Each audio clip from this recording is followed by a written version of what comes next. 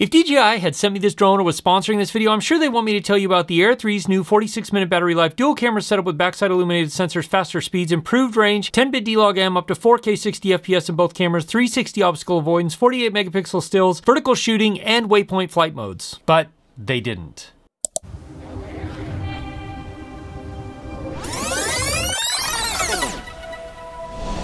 Heck yes. Bye-bye.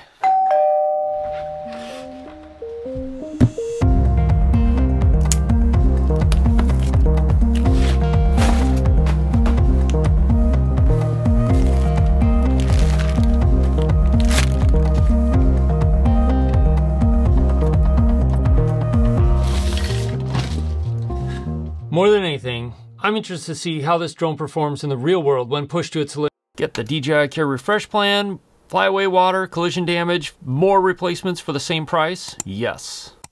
One of the biggest strengths of the Air 3 is also one of its biggest weaknesses. Because the main camera has a fixed aperture of f1.7 and the ND filters have not been readily available, we're going to have to get creative with a solution on how to deal with the light. A couple of layers of ND film tucked behind the lens guard solves the problem for now. Now we're ready to go test the limits. To test the limits of this drone, we're going to go somewhere where we can really test the battery life and how much wind this drone can handle. And if you're me, that means getting dropped off via helicopter to a beach in the middle of nowhere in Alaska to sit for the entire day and film glaciers.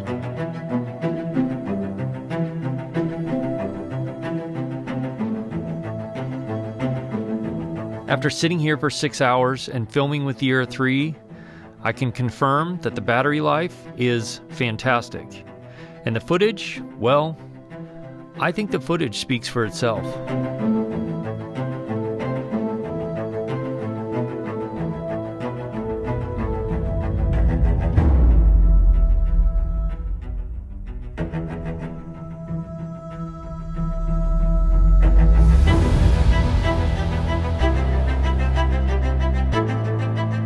It's no surprise that the imagery coming from the main 24mm camera is fantastic. But the new 70mm camera takes what would be an ordinary drone shot and makes it larger than life, adding detail, depth, dimension, and parallax.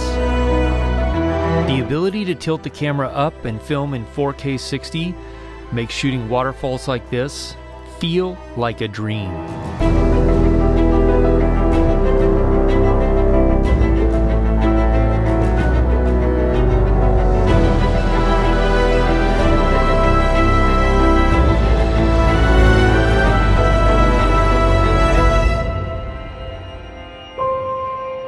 One of the features I'm most excited about that they added to the Air 3 is waypoints.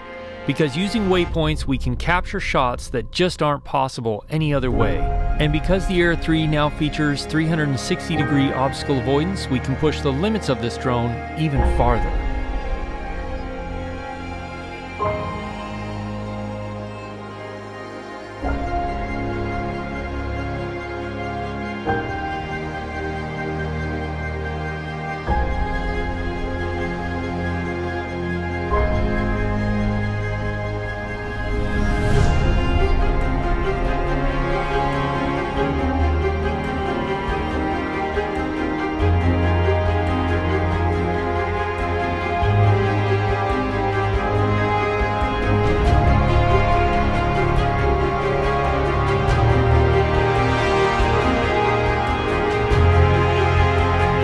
The Air 3's D-Log-M yields rich and bold colors, and because it's 10-bit, the footage can be pushed surprisingly far.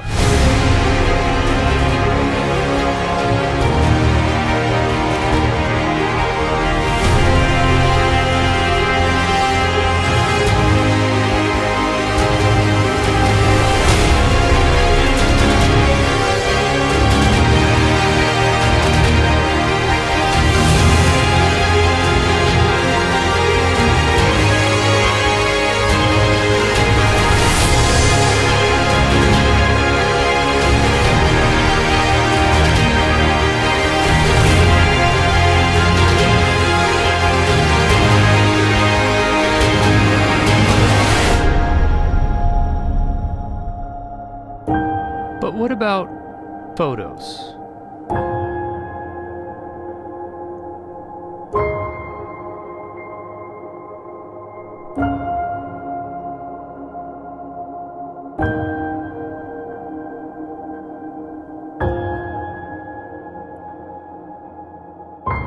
And here is where we run into the biggest issue the Air 3 has: the 48 megapixel photos. Without diving into how a quad Bayer sensor works, let me just say this. While the 48 megapixel stills do offer a little bit more detail, what is gained by those 48 megapixels is quickly offset by the fringing and other issues that come into play. My advice is this: stick to the 12 megapixel stills. They look good, they do offer pretty good dynamic range, and they can be worked with well in post to create some really dynamic and beautiful imagery. The 48 megapixel stills, in my opinion, aren't really worth it and don't offer that much more in comparison to the 12 megapixels. The one thing the Air 3 lacks is a variable aperture, but the fixed f1.7 on the 24mm camera and f2.8 on the 70mm camera can yield some spectacular low light results. This is especially true when you use night mode, which is available on both the 24mm and the 70mm camera, enabling you to capture and compose incredible low light shots.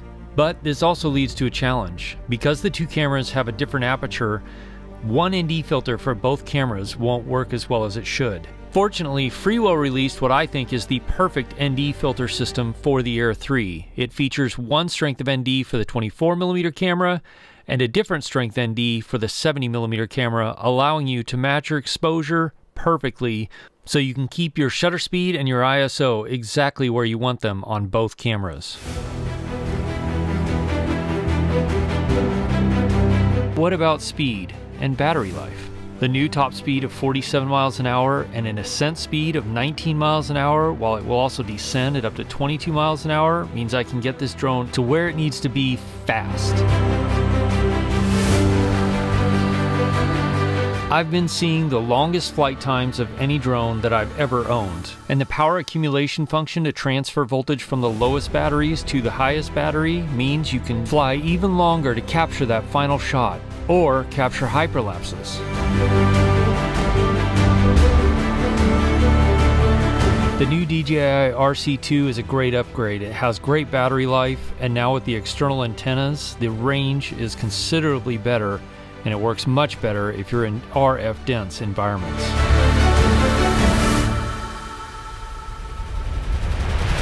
Since I got the Air 3 a little over a month ago, it's been with me everywhere.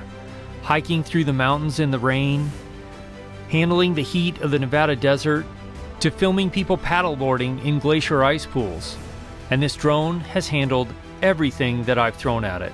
Starting at a little over $1,000 and going up to a little over $1,500 for the Fly More kit with the DJI RC2, this drone punches well above its price, especially with the improved flight time, the speeds, and the image quality.